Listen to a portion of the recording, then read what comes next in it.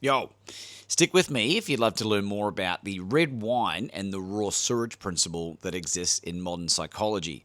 And what this is if you take a beautiful glass of red wine, very expensive glass, and you insert a single drop of raw sewage into this glass, it renders it completely undrinkable and unusable, right? On the inverse, if you take a glass of raw sewage and you add the red wine to it, the beautiful red wine, it doesn't make it a glass of beautiful, delicious, drinkable red wine.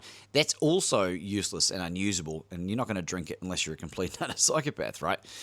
And in life, what they're talking about with this principle is if you are doing all these amazing, brilliant, positive things, but you have allowed this raw sewage, metaphorically, to enter into a key, fundamental part of your life, that's where the wheels can fall off, and that's how a marriage can fall apart, that's how your business can collapse, and that's how your health can fall off a cliff as well.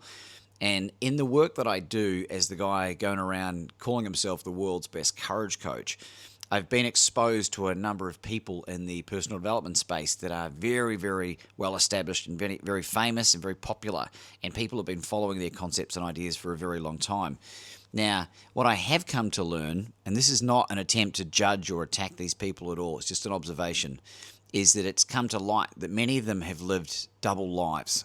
And some of them, while they're going on the biggest shows on the planet and they're publishing these books that are selling millions of copies and people are following their advice, they are in their own personal battles with drug addiction and prostitution and alcoholism and all these other things.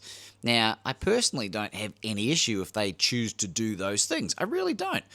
The issue that I have is that if you are espousing and sharing ideas and concepts that people are going to follow, you had better include all the ugly bits as well.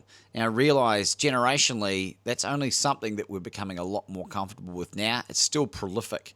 And so I don't want a situation to arise in the work that I do where I'm ever backed into a corner where I'm stuck to an ideology or a concept or anything that's not going to allow me to continue to be raw and vulnerable, because context is king. If you're trying to live your life based on core principles, but you don't have all the other information, how can you truly have a successful life? So in my work, you'll get the best out of me. Scout's honour, I will continue to do the best that I can, sharing rawly and vulnerably from a position of strength and not victimhood, so that you know all the context, and then you can make a much more informed decision and decide whether you want to model your life on those particular ideas and concepts. My name is Laban Ditchburn, affectionately known as the world's best courage coach. Have a great day if you're not having one, and if you are, well, keep up the good work, would you?